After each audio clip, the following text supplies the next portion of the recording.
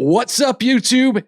Omega Dudes episode number unlucky 13? I don't know. Marilyn Manson being called a sexual assaulter, SN9 doing so much worse actually than the SN8. We'll show you a couple clips of that. It's pretty funny. We like how that one looked. Yeah.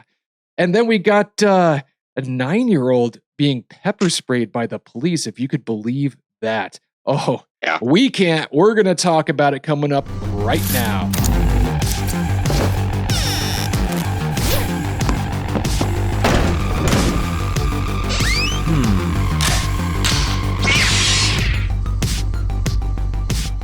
Welcome back, everybody. We wouldn't really go anywhere. That was just the intro. But episode number 13 of the Omega Dudes. If you haven't done so already, you need to subscribe. You don't need to, but please subscribe. No, you need to. Yeah, you probably should. It's something you need now to a life do. necessity. See, here's the thing. Whenever people don't subscribe, I don't really know where I'm going with that, but it's just please subscribe. Go ahead and subscribe. But more importantly, comment, because comments show YouTube that people like us, I think. Maybe. I don't know. I haven't seen behind their Wizard of Oz doors, so I don't know how the algorithm really works, but I have heard it said that commenting is better than views, maybe. I don't know. But please, comment. It makes the it's good for us. Algorithm go around. Yeah. Right. It's good for us. It's good for you. Come on. Yeah. Just do it. Here's the thing. What is it going to do? It's going to take, 10 seconds out of your day? And you know what's going to do to our channel? It's going to make it just that much better. So when you see us 3 years from now at 10 billion, PewDiePie status, you're going to be like, you know what? I had a very small part in that, just like those game stoppers on Wall Street bets. I was that dude. So, or do that. So please, and a like is always great. So go ahead, do that right now. Just please do that right now. What's up, boys? And share. How's your week been? Yeah, share. Sharing is caring. Sharing is caring. Yeah. My week has been okay. Yeah, it's been decent. Yeah, I can't complain. I got a story. I guess it wasn't technically. So when I say how's your week been, I usually mean since the last podcast, just so everybody out there knows, because this was actually a Saturday event for me. And I just had a run of bad luck on Saturday. There's you guys showing off your drinks. That's sorry. great. No, keep going. Yep. Keep talking, Chris. We're just giving people something to look at while they're listening to. That's fine. So it started off in the morning. I like making coffee in the morning, and we recently acquired. We didn't purchase, but we acquired a Nespresso milk frother. So I've been doing lattes in the morning. But the thing, rich people. I do. Like I said, I didn't pay for. My brother got an espresso thing, and then he wanted to get the milk frother, and he got it. Said that he couldn't get it to work right. It said it wasn't frothing, and then he brought it over, and it worked perfectly fine. And he's like, "Well, actually, I guess I don't really want it. So if you guys give me like $70 whenever you can," we're like, "Okay, yeah." So we haven't paid for it yet, but regardless, we've been drinking a lot of lattes. Hell freezes over. Yeah, but the thing is that you ain't getting your $70, buddy. It's actually really cool. It's got a little spinny, like spring spinny mixer thing in the bottom, and it's all magnetic. But the problem is that it heats up the milk. So once you pour the milk out, the little bit of milk residue that's left, it's hot down there, and it actually kind of like burns to the bottom of it a little bit. So you got to clean it out. So what I do, I have a one of those hot water pitcher things, like they use in Europe and whatever, just to make all my hot water in the morning. And what I usually do is I take that and I pour it into the milk frother, and this time it just decided not to go in, went right over and poured straight down the back of my hand. You can actually see the shape that it made. So this was from Saturday. Chris. So it's healed. See how you can see the flow of the water all the way down. So that's how I started my morning. That was cool. Then we can get to you in a second, Chaz. I gotta plow through this. Then my wife wanted to go out for dinner because it's been like months since we've done that, and we went to oh gosh, I'm never gonna remember the name of the place. not a super fancy place, but it was a decent dinner. And so I sit down in my chair and I go to, scoot my chair up like you do. You grab under the chair and you go to kind of lift it forward, except the seat cushion was not attached to the frame of the chair. So as I go to pull it forward, it lifts up a little bit, and feeling the lack of weight, I instinctively like kind of sit back down, except my fingertips are now between the seat cushion and the seat frame. So it smashes all of my fingernails on my hand. So that was cool. Then we go to walk back to the car, and her car has the the fob, so you don't have to press it. As soon as you touch the little door handle thing, it just opens. And I reach for the door handle, and somehow my fingernail, which I keep trimmed pretty close, goes between where the door handle actually like moves like this and the rest of the frame of the door handle, right there in that little slot, and just bends all the way backwards as I'm getting into the car. So yeah, that was my Saturday. It was a lot of fun. Jazz, Nice. please continue. Sorry, just back What to was your, that? back. Hold on, back to the frothing. Yes. Just because it. Don't it'd you be dare so make much- fun of the frothing. Oh, I'm. That's a whole nother segment. But first, you're talking about how they do in Europe with the creamers, and well, a friend of mine, went to Mexico and he came back, and he bought me a creamer. You put the little milk in it, and then you pour it, and it comes out of the nipple. Well, how about that? Wow. It comes out of the nipple. Wow. That's fancy. special. Yes. That is special. Thanks, Ray. So a couple things on this. Chris, that thing with that thing. Sorry. First of all, Chaz, there's something wrong with you. I'm Second, Chris, that thing that you did with the chair, I've done that too. I did that when I was a kid at we were at like a Chinese restaurant in the mall. Remember the mall? The mall, It's kind of like hometown books. mall that we had. Malls and books back in the day. No, but I mean like our mall from our hometown. Yeah. And Oh God, the Chinese restaurant that wasn't in the food court, the one that was like on the other side of the mall.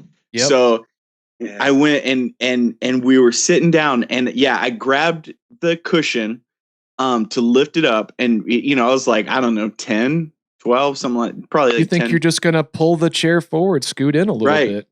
But it was disconnected. But the difference between my story and your story is that there was like sharp edges on the frame of the chair. So when I sat back down on it, it was just the tip of my finger, and it sliced off the tip of my finger. It was one of the most painful things ever. I think I still have a scar on the tip of my finger where it just took off just like a snip, just like it was whole new meaning to just I was expecting like a staple or something maybe, but that's just as bad, if not worse. I don't know. What is it they do to babies when they cut off the tip of their pee-pee?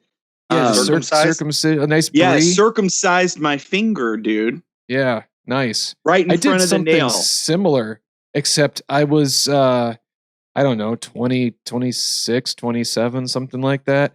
I was working at a art printing type company, and I had to make proofs for some of the clients where we would print out on this paper, and it was a special paper that was like ultra gloss and really slippery. And then we'd take a sheet of acetate and print like the different like color layers all in black, but just to show where that print would go.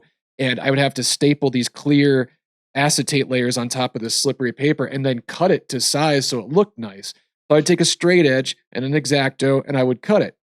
And one time I'm just, I do this all the time, and I start to cut and the acetate's slippery, that glossy paper's slippery, and it just slips as I'm cutting, and I see the X-Acto trace my finger, and I think, I think I missed. And then I go to lift my finger up, and the side of my finger just falls off. And I go, and I kind of put it back, and then quickly got a paper towel and wrapped it around, and then took some tape and just thought, I didn't see that. I did not see that. like the guy in like the movies and stuff that gets his head sliced or his body cut in half with a samurai sword, and he's just like, I'm okay. And then it's just a flesh wound.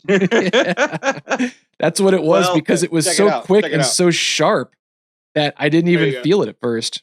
I don't know if you can see Chaz? or not, but there's two. One goes this way, the other one goes I see that way. Yeah, I see Okay. the one that's very, you can see it. Well- I don't think you can see this. Oh. No, well, hang Well, on. you I got can. this one It's star faint, right but you on my can. butt. Hang on just a second. Figured. Let's see it. Yeah, show us. so Put it out there. The first one, You I won't. was 12. I was making a bow and arrow, sliced my finger to the bone. The second, I was like 26. Yeah, but that's a pretty, And it was a who table saw. cares though? Because you're making a bow and arrow and whatever. Like, that's cool. Like, it was But stupid. I was 12 and I had just gotten a big knife, and my mom kept telling me I was going to slice my fingers off. And Real then quick, I damn near did. Gonna shoot So your I just eye got out. duct tape. I just got duct tape and just duct tape the shit out of my hand. Nice. That a boy. Yep. That real quick though, and then we'll get recentered with this thing. But I just want to say, people out there, you've got stupid, dumb, pet peeves. One of my major pet peeves, you just reminded me of it because you just nailed it, Chris, is bow and arrow. You don't make a bow and arrow. You make a bow and you make arrows, like arrows, but like arrows are already there, or whatever. Like that always bugged me. Like if someone had a bow, you're like, oh, cool, he's got a bow and arrow. No, he doesn't. He's just got a bow, or he's just got arrows, or he's got a bow and then he's got a quiver full of arrows. That always bothered me. When you're a bow kid, and arrow though, you was like usually one just word. make a bow and arrow. Like, you don't think One enough to arrow make and one multiple arrow. arrows. Yeah, you don't Yeah, even make a That's quiver. fair. Yeah, That's fair. I don't know. Yep. You just fair. start making Well- it, and it's like, shit, this is a lot of work. Yeah. Yeah. And you always think everyone tries to make a bow when they're young, and they think it's just as easy as taking a stick and kind of whittling a little bit, a notch for the string, and then you got a nice Yeah. bow that's good. Nah, it just breaks, or it's just garbage. You get disappointed really quick. Well, So moving on a I've bit, just- guys. Well, Hold man, on. I had a really great segue. Wait, hold on. Do it. Rewind. So they think that's going to be easy, but they get so disappointed when it's just garbage. So Parrish had something to say that he's going to insert right here. So yeah, I've had a pretty decent week. Chaz, I guess Chaz has had a decent week. He didn't have any major gripes. Chris hasn't had a great week. Oh yeah. Those of you Sure, out like- there around the United States, around the world, maybe some of y'all have had a pretty rough week so far. Mm-hmm. But it could, the thing to remember is it could always be worse. For example, Yeah, your name good. could be Marilyn Manson. That's true. That That's guy's true. having a rough week. Yeah, and what the heck? I'll be honest. I don't really know a lot about. And the thing about it too is I keep getting, and this isn't like any sexism or anything, but I legitimately keep getting the names of these women mixed up. I keep wanting to say Rachel. Is it Rachel Wood? Is that Evan Rachel Wood. Evan There you Rachel go. Wood? Okay, there we go. Because I want to say like Rachel McGowan, but it's not. It's something else McGowan. Rose And McGowan. Rose stood up McGowan. and it's She like, was another I one of stand those with you. girls. Yeah, there we No, go. Okay, she just and said she that's not stood with on the victim. purpose. I just can't get it straight, so I'm just Yeah. putting that out there. So okay, so what is the story with this? So Jesus Christ. these girls, these women that used to date or had relationships with Marilyn Manson, like years ago, back in the day, whatever. They're starting to come out of the woodwork about his and I like clutch your pearls, folks. Marilyn Manson is a freak. Has some In the strange sack. sexual proclivities. I know it's strange. It's strange. He likes things other than just the Who would've standard thought? missionary. I know. Marilyn I know. Manson of It's- all people, the guy with it's that really album something. cover way! where he's got like that cow milker stuck on Yeah. somewhere, going to the And- rest of his bandmates' faces, and who would have Who've thought? named all themselves after serial killers. Yeah.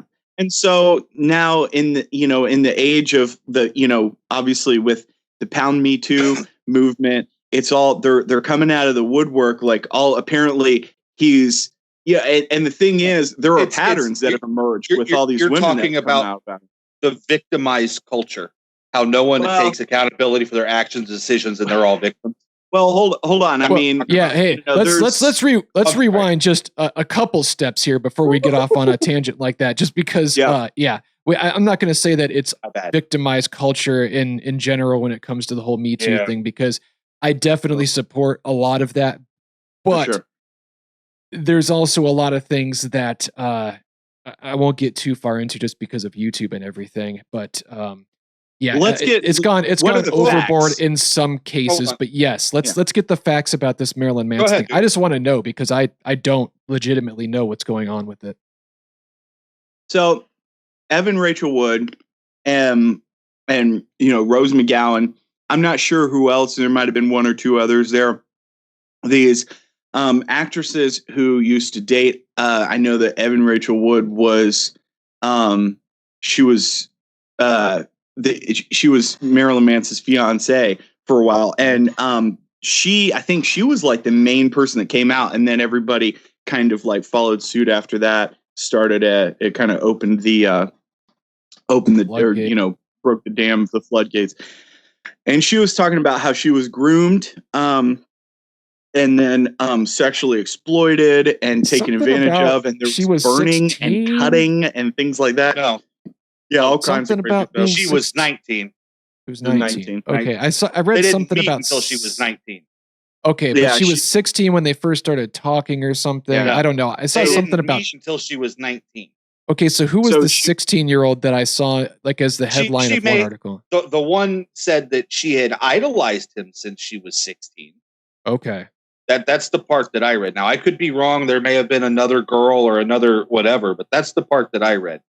But the cutting part that Parrish mentioned, when they broke up, this was the most screwed up part of everything that I've heard. But he gave a testimony, or like an interview or something with some magazine or something about how he'd called her like 700 times and kept leaving disturbing voicemails, letting her know that he was cutting himself, because in sending her pictures of it, because he wanted her to know the physical pain that she's putting him through, and blah blah blah. Okay, so yeah, I get that. That's kind of twisted, but at the same time, call block the dude. Really? Well, caller ID was definitely around at least then, but yeah. Okay, go ahead, Bear, sorry. What I've been hearing from the testimonies of these different women is that he was very much again, clutch your pearls. Everybody's going to be really surprised to hear this, but he was a very much like a sadomasochist that he would burn them and cut them and tie him up, and he was into like bondage stuff and all of this crazy stuff that was really very abusive, and they weren't into it. Considering he was that kid from the Wonder Years, I don't blame him. He's probably picked on a lot. Remember when there was that whole like theory about he was a kid from the Wonder Years? Yeah, like the nerdy friend or whatever. So basically what they're saying is that they now, looking back, or at least now, are comfortable enough to call him out on this type of thing. Like, did he force them to do this, or hold on? Here's where things get hazy. Okay. Where she's saying he groomed her, meaning it's his fault. She was trained to think that way, and he was sick for wanting to date a child, and he made me believe certain things and think certain ways that, and to do certain things, and that was normal. Okay. That's where it starts to lose me, because it's like, look, lady, you're an adult, you're a full-grown woman, take accountability for your actions. Yes, I understand people get in abusive relationships and things get hard. Yeah. You knew who you were getting in a relationship with. Don't just jump into that. I've known. Hold on, give me 2 seconds. I'm sorry. Yeah. Here's the real big curveball. his ex-wife jumped in to just point out to all of these people. Because keep in mind, since this lady's made all these accusations, he's been fired from his label. Oh, wow. He's had tours canceled. God damn, there was something else that happened. It was basically his whole career is like done now because of what this lady decided to do. And I don't know how much. And what'd you say about the ex-wife or whatever? The ex-wife came out. Now they were married for 5 years, or no, they were married for 1 year. Mm-hmm. But after they were, she divorced because of the drugs and his lifestyle. Okay. Not because of any of the other things that they were talking about. But she did go as far as to point out that in her 8-year or 7-year relationship with him, that her experience was nothing compared to what was described by these other women. Was she married to him after all that or before all that? Both. Huh? What do you mean? Like they divorced and they got back together or something? No. There are multiple women that are saying things like this. Okay, so his wife that said that her experience. Okay, some of them were before his wife, some are after his wife. Okay, his wife's just like, yeah, I don't know what you girls are talking about. So it's not like there was a progression necessarily. Right. Okay. Huh. Well, that's what I'm saying. I mean, so now again, I'm not. It's just there's no hard evidence of anything. So the way I look at this, and I won't talk about that specifically, just because I don't know, what happened. It's not really my business or anything. But people do have people swing different ways, and some people are into things that other people might not be. Just kind of how it is. Like there's certain things that you might see in this room that some people might not agree with, for example, and just live and let live in terms, as long as it's not hurting anybody. But that's the thing, as long as it's not hurting anybody or forcing anybody to do anything. And if it's like a willing thing, I don't know that, like, if I were in a relationship like that and I, for some reason, got into that sort of thing, and then afterwards was like, why did I do that? I couldn't blame the person so much. It would be more blaming myself. That's just me. And I don't know about that situation. I'm not commenting on that specifically. I don't know, but hopefully ultimately, hopefully it's not, it doesn't ruin him completely over people being upset about decisions that they made. If that is the case, I don't know. Yeah, it's like I may be completely off. All I'm saying is, from what I've seen and what I've heard, there's no proof other. It's all accusatory. And poor me, he made me do this. Yeah, the one thing that gets, if it was one person coming out against a celebrity saying, oh yeah, he did this and that, and it's like, oh, that's kind of like, y'all remember the stuff that came out about the who's Matt Lauer? Do y'all remember that? About him having like the doors that he like pressed the button and they like close automatically. Yeah. When I heard that, I was like, my first thought was like, he's what? So what? He's Dr. Evil now? Is that what? He's got a Shark Tank as terrible button? As it sounds. Yeah, I laughed just because it's so ridiculous. It's ridiculous. Now I hear that about Matt Lauer, for example, who the one, milk toast, like whatever, that he's like some major like perv, and I'm like, wow, that's pretty crazy. And then I hear this come out about Marilyn Manson, and I'm like, you probably have to assume like what did you expect? Getting into with that. Just like, that's actually perfect. What did you expect? Yeah. What did you expect when you sent the SN8 up and it came down and exploded just like this right here? Kablooey. What would you expect to happen if you thought you'd do the same thing, except try and land it as a belly flop instead? Well, that's what happens. What right if there. He landed it on its side instead of on its back? Let's try that. So I'm just going to let this GIF run on a loop while we talk about this for a second, because don't get me wrong. Yeah, everybody knows our opinion on good old Elon here. Yeah, complete fans. I love that guy. So not inspiring confidence.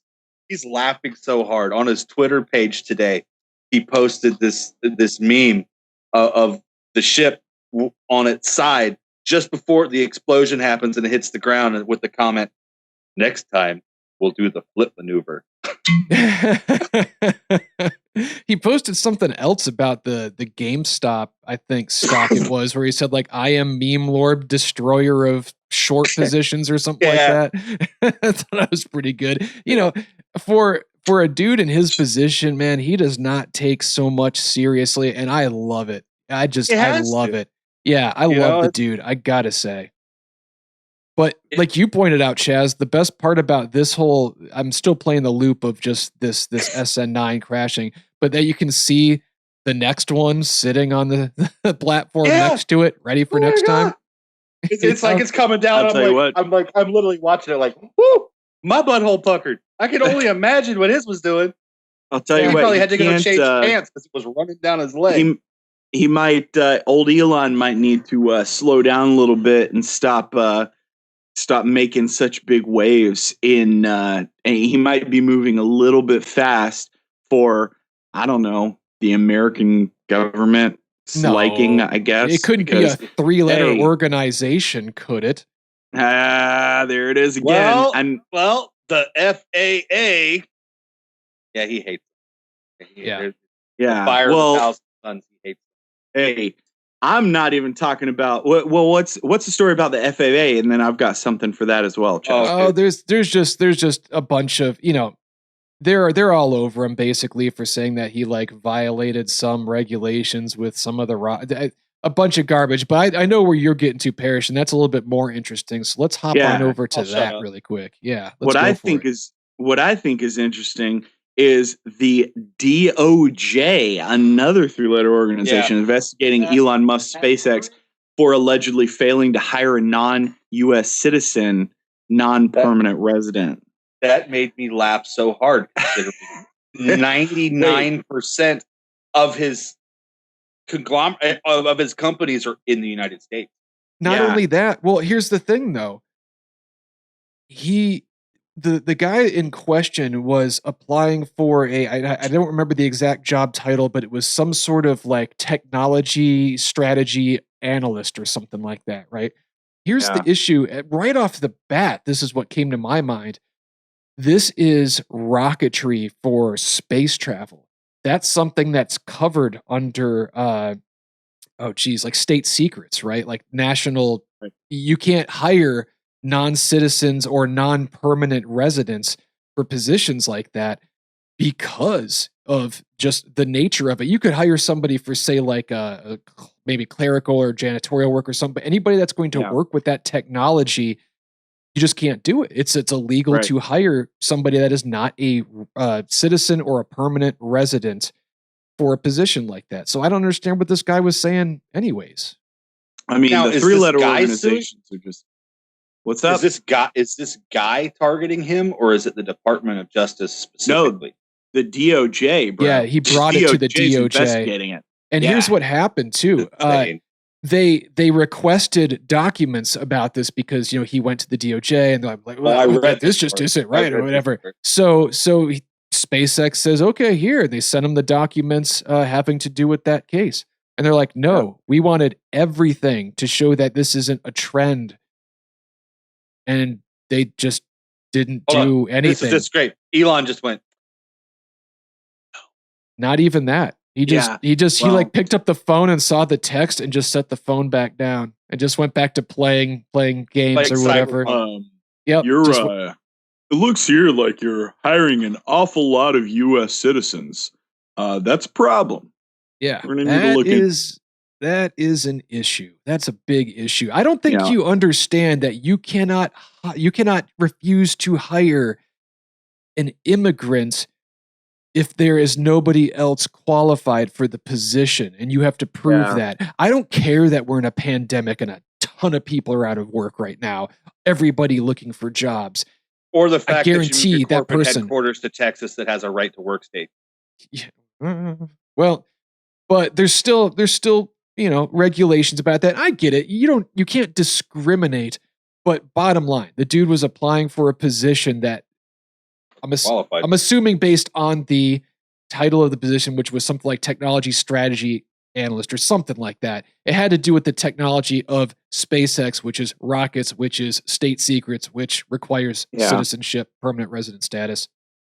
So and it's just didn't have it. But hey, and it's a goose chase because now they're trying to strong arm him into releasing all kinds of documents just to see, because that's just how it works nowadays. It's ridiculous. But keep going. Good. Elon. I say good on the feds, these federal organizations, these three letter acronym agencies, doing God's work, looking after people that are going after capitalists that are making this country better, furthering technology. While yes, there may be actual literal church bombings in Los Angeles County that are going on not investigated at the time. Yeah. But let's focus on Elon Musk and make sure that he is hiring plenty of immigrants into this country and not just American citizens. Right. Hey, let's talk about 9-year-olds being pepper sprayed. Yeah. Wait, what? 9-year-olds being pepper sprayed? No. This was 9-year-olds being pepper sprayed. That couldn't happen. Yeah, it did happen. So yeah. Did anybody Rochester, New York. Does anybody know the story behind this before I play this little clip that we have waiting? It's pretty viral. I know the police responded to a domestic disturbance call. Sure. And they get there, and from what I understood now granted, this is only from what the Rochester police chief released, was that the little girl threatened to kill the mom and hurt herself. Okay. But she was 9. But she's 9. Okay. Well, let me really quick. That's it. Yeah, if you know anything else, you can feel free. What I'm going to do really quick is share this screen with you guys so we can all watch this together. That's weird. What happened to? Wait, can you guys see that or no? You guys got the video? Yeah. Okay, cool. It's weird. It went back to the desktop for a second. Some audiences, viewer discretion is advised. Yep, that is correct. Okay, so you know what? This is weird because I just thought about this. I also have you guys' audio coming through. So, okay, how about this? Hold your guys' comments until after the video, because otherwise it will come through double. So here we go. I'm going to start talking now, and I'm not going to stop through the entire video. Sounds good. Okay, here it is, guys. Sit back. Come on. This is your last chance. Otherwise, pepper spray's going in your eyeballs. Come on, let's go. Alright, keep me safe for a minute. Come on. I want my dad. Come on. I'm gonna go get him. Now sit back. Come on. I will fix it. I will fix it. Dear, just stop for a second and take a deep breath. Hey, just stop. Please. I will get your dad. No, you said that you were gonna pepper spray me. No, please, no, stop. Sit back. Oh, I got a bad arm. Just spray her. No, I have Just spray her at this point. Stop.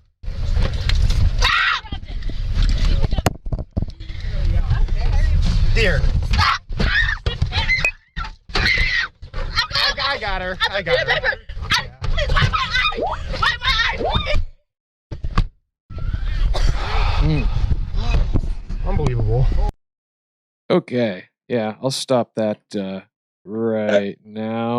That last part is what sickens me when they stand up and you see 6, 7 cops. Yeah, that's the most sickening part of that whole and thing. That is all I have to say about that. Yeah. Yeah. The entire time. You know, it's funny because I saw the other body cam angle of this before. I actually didn't watch this. And I didn't watch it on purpose just because I'd already seen it. I didn't need to see it again. But watching the other angle, it just made me feel the same way as the first time I watched it. Like, I get if a kid is a brat, and I saw that she was fighting the police in the first video, and this is a big 9-year-old girl. Like, she's a big girl for 9 years old. 9 years old. No, she definitely did not. So I understand having trouble, and they don't want to like really strong arm her too much and actually physically hurt her like with their hands, because then there could be backlash from that. And she was African American, right? I'm just putting that out there. I'm sure that they're probably trying to be, just because of everything with that, trying to be as careful as possible. But then they pepper spray her. They had her in the car. It's a 9-year-old. Yeah. So there was so much going on with this. I can't see you guys. Chris, do you still have that video up? Oh yeah, that's hold on one second. I think I do. Give me 1 second. So no problem. So there were so many things going on with that, and my experience in EMS kind of tell me if we pop back up, Parrish. Yeah, I see you now. Okay, cool. From my experience in EMS, I can kind of like, there's a little bit of bleed over into, where it's emergency services in general and people freaking out and stuff and dealing with children. So like, on the one, there's just so many facets to this story. On the one hand, you have a child who is beyond out of control. And I've dealt with that, and it is very difficult. It's very difficult. Situation. Another facet to it is you have let's start with that. Let's start with a 9-year-old being so ridiculous. Did you see like when the video pans around, there's like 15 cops there? Yeah. For a 9-year-old. Yeah. So then, was there something you wanted to say on that, Chris? Sorry. No, the only thing I was going to say is, yes, this isn't a blameless thing. Not that you can blame the kids so much. The parents, you definitely couldn't, judging from that call, the kid threatening to kill the mom or whatever. It is worth mentioning that step parents or something, right? From the Rochester Police Department, they mentioned that the mom was trying to help the police subdue her in the beginning. Yeah, that was the first body cam that I saw. Yeah, somehow I doubt that'll make it to the news. Well, that's not even. It's not even so much that. It's like, yes, the kid's a brat. Okay, yes, the kid's acting out. But what was the context? I guess. I mean, what led up to that? I mean, yeah. Yes, it was a big girl. Yet, but at the same time, they're big officers. They were more than capable. Well, she was already in the car, though. Is the big thing? She was already in the car. That was the big thing with that. Here's the other. Here's one of the many other facets to that whole thing. Is it's very different, and I can tell you whether they're sober or on something, on some substance. And she probably wasn't. She's a 9-year-old girl. She was just having a freak out. Sugar. Right.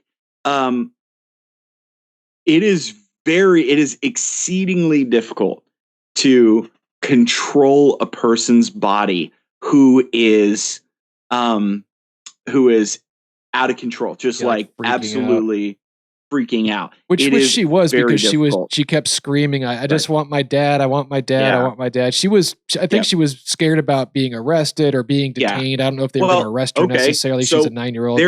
There's another facet of it, is that you have in America today, you have parents telling their kids that if they deal with the cops, especially a lot of African American folks, like they tell their kids, if you ever deal with the cops, they're going to shoot you because cops shoot people that look like us. And that, I think, is a real problem, because that's how you end up with situations like this, where kids are literally fearing for their lives with cops that are just actually trying to help them. Right. Another facet of it is,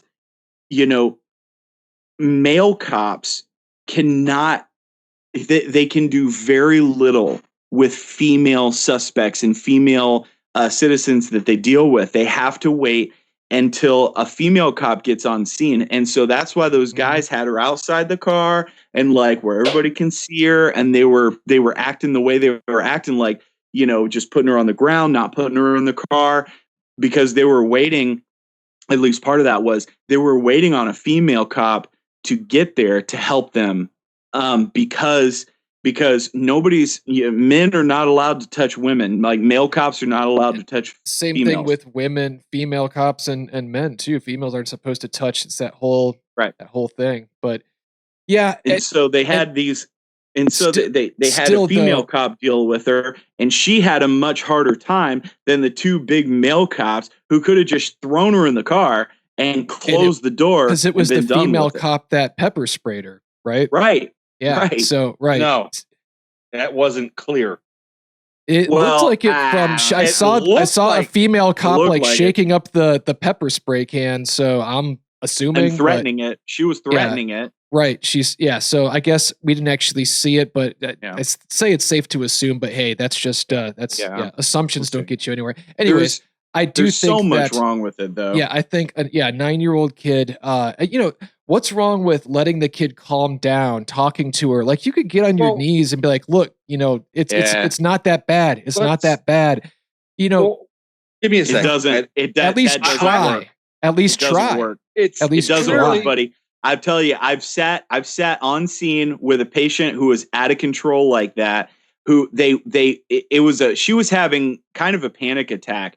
Like she got herself so hyped up to that level. You could sit there for an hour and she would do the exact same thing. And as soon as you're like, okay, let's stand up and go, she would have gone right back to, let me talk to my dad. Let me talk to my dad. It doesn't, there's no helping it. There's really not. You just have to push through and get her help, an ambulance in the car, whatever it is that they needed to get, wherever it is they needed to get her, they just got to do it. On this note, really quick, what have the authorities, what have the officials said about this situation? I heard those guys, I heard they all got fired. 3 officers have been suspended. Okay. Pending an investigation. Okay, but that's it. Like the chief or whatever didn't say anything about it. Oh. Well, we can keep some tabs on that because right now I'd like to really, really kind of quick. It's a longer, bigger story, but I just wanted to touch on it a little bit. And longer, bigger, and we want to touch on it. Yeah. Amazon. There's been a lot going on with Amazon lately, and a lot. I don't want to say that I've learned specifically, or just learned in general, but learned specifically about Amazon maybe. And I'm just going to throw this out there really quick. So, what happens when you return something using like the Amazon returns? Because we all know it's convenient. I talked about my experience with Amazon ordering pre-Christmas, and it was kind of a pain. But Amazon returns, I haven't done one yet. Knowing me, it would probably be a horrible experience. But everyone I've heard talk about it says it's super easy. You print out a little barcode, go to the post office. You don't even have to bring a box. They give you a box and everything. They just handle it. It's easier than that, dude. Like my wife does Amazon all the time. She'll print out. She'll just print out the labels, and they'll come here and pick it up. Doesn't have to go anywhere. Yeah. Yep. See. So I've returned several things to Amazon before, and guess where it's super easy. And they most likely ended up in the dump. What? Yeah, I've actually had a couple things that I've bought from Amazon that I tried to return. I don't remember exactly what they were, but they just sent me the right thing or the new thing, and they never asked for it back or anything. Like they didn't want it back. No, they were like, "Hey, don't worry about it." Most likely what you sent back like literally was just thrown away rather than being restocked, resold, like literally sent to the dump. That's children's toys, clothes, everything. So that's kind of sickening. I mean, it's just wasteful. Right. Think of just call Goodwill, call the Salvation Army. It's like, hey, we got a pile of stuff here. Come get it. So I've heard about this if you're just going to throw it out in the past, about companies because it's just cheaper sometimes just to throw things away. I just didn't realize it was to the extent with Amazon. I figured if somebody opened something, like used it a bunch and then returned it within the 30 days, like you can't necessarily resell it. Sometimes they have the Amazon warehouse thing where it might be a little bit like the box might be opened or a little bit, not as nice as brand new, but the item's fine and they sell it there for a discount. But no, there was in Canada, I can't remember, CNBC or something like that, did a investigation where they took GPS trackers and put it into products. They ordered them, literally just opened up the box, took the product out to put this tracker inside of it and sent it back. And it was like 4 out of 12 were resold, and a couple more like sat forever in an Amazon warehouse until the batteries finally ran out on the GPS tracker, but the rest were just sent to the trash. And it's something like, I mean, we're talking like tens of billions of tons of perfectly good, brand new, practically merchandise just being thrown away, to the extent that France and I think a couple other countries in Europe are starting to ban this, to make laws to where this is illegal, because there's people that can't afford to buy stuff that need these, clothes, or kids that grow up, without parents and need let's toys not even or talk whatever. about the humanitarian aspect of that.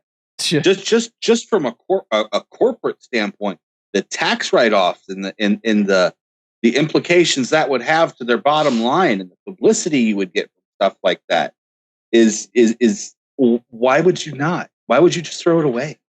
Well, here's the thing, Amazon, they're not dumb. They're doing it for a reason. They're doing it because it's the most efficient way. And so this is something that I have some personal insight. Insight on, because my wife and I do a little side hustle action with reselling. Mm-hmm. And the thing about reselling is there are, with the beauty of capitalism is stuff like that. If someone can save those items, those goods, that Amazon would just throw away because it's nothing to them, literally nothing. They're a multi-billion-dollar industry. But individuals can take those things and they can sell them at a discounted price and help themselves, and generate income for themselves, keep this stuff out of landfills, get those goods and those items to people that can actually use and will appreciate them. Right. That's that's a good service to have, not just a good service of like, oh, I got something cheap, but you're keeping stuff out of dumps. And that's my take on that.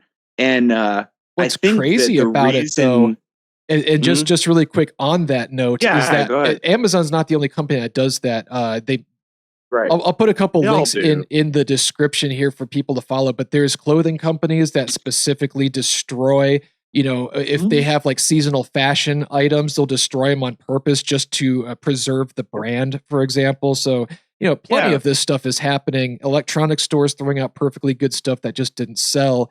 But they do it to preserve, the brand, to preserve the market price, the market value of these items. It's disgusting, but if it's on the secondhand market and selling for cheaper, why then Amazon has it for? Then why is Amazon why are they going to allow it to get to that secondary market?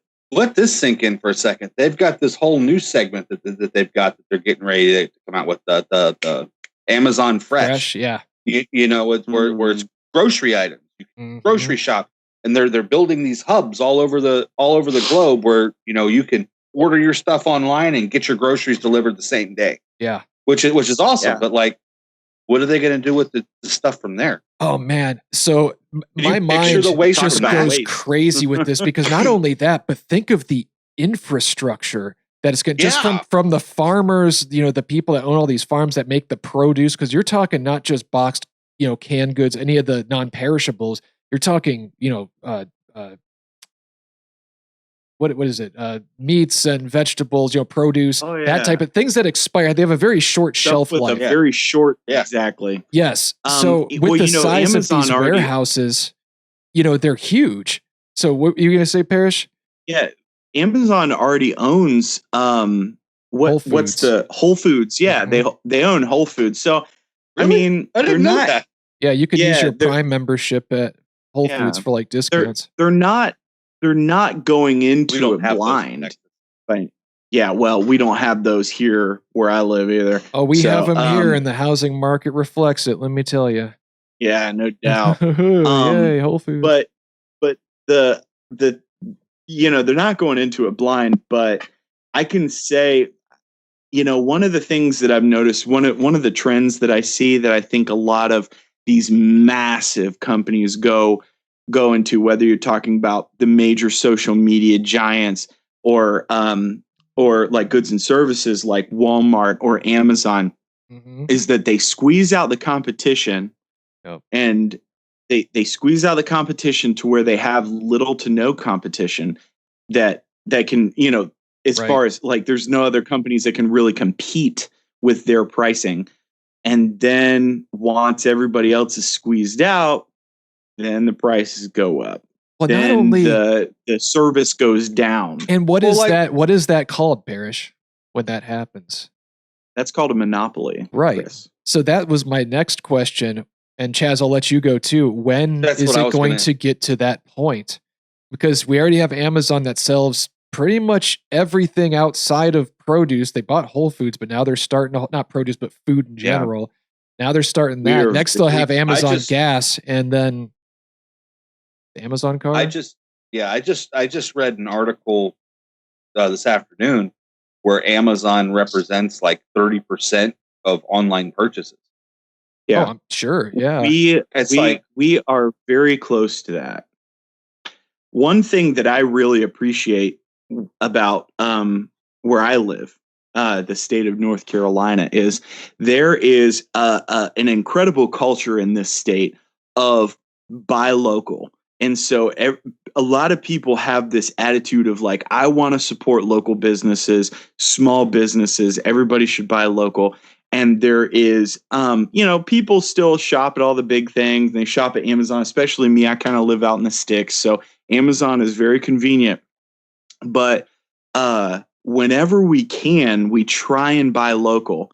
And I think everybody should kind of take a page out of North Carolina's book and look for your local mom and pop place instead of just going on Amazon. Where my mind is now, after mostly about the return thing, because I know a lot of people that do the returns, and once I read about that, and again, I'll put the link in there, not read, YouTube or videos, whatever, heard about that or learned more about that. I feel so just like garbage, pun not intended, but just helping that, fostering that system. Yeah. Back to what Parrish was just talking about, though. I mean, every community, once a week, once a month, every other month, whatever, every community has some sort of farmer's market. I mean, everybody ought to seek out and you're not going to get better vegetables or anything better else. Oh man, they're so much better. And like, look, so you go to your local, like, we know how to like your local like office. I just found a new office supply store downtown in my local town that I live in that I didn't know existed, because I always get paper from like Office Depot at the nearest big city, or off of Amazon. And it's like, or at Walmart. And it's like, I can go into Walmart and nobody knows anything, nobody can help me, and then I go up to the checkout. And I'm not going to get in and out of Walmart in less than 30 minutes because it's so huge and so annoying.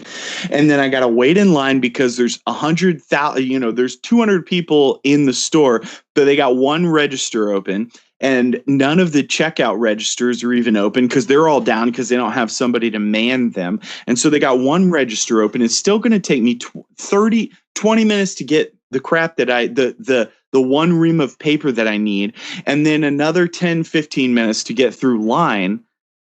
And I'm always, every time I go through Walmart, I'm pissed off.